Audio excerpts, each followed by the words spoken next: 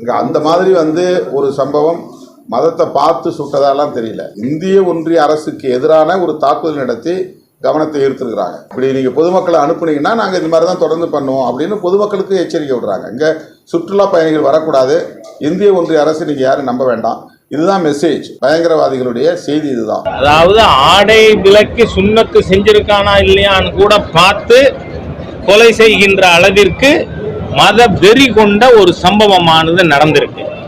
அதை நியாயப்படுத்தி நான் கேட்கிற இந்த திருமாவளவனுக்கு நியாயமே தெரியாதா? இந்த நாட்டுப்பற்றே இருக்காதா? நாட்டுக்கு எதிராக பேசுறதுதான் இவருக்கு நிலைமையா? ஆகவே இவ்வளவு மோசமான சக்தி நாளைக்கு ஒரு கால் யுத்தம் வருமானால் இந்த தேசத்திற்கு எதிராக இவர்கள் நடப்பார்கள். எனவே அரசாங்கம் இப்பொழுதே இவர்களை கண்காணிப்பிலே வைக்க வேண்டும், அண்டர் சர்வைலன்ஸ். இல்லைன்னா நாட்டுக்கு ஆபத்தா போயிடுங்கிறத நான் தெரிவிக்க விரும்புகிறேன். அதோடு மட்டுமல்லாமல் அங்க நீங்க பாத்தீங்கன்னா மதம் உபயோகப்படுத்தப்படலன்னு தெளிவா தெரியுது. அது மட்டும் இல்ல, இன்னைக்கு நடக்கல. ஜம்மு காஷ்மீர் மாநிலத்துல 89ல ஃபாரூக் அப்துல்லா சீஃப் மினிஸ்டரா இருக்கும் பொழுது வீடு வீடாக வந்து இந்துக்கள் வீடுகள்ல போஸ்டர் ஓட்டினாங்க.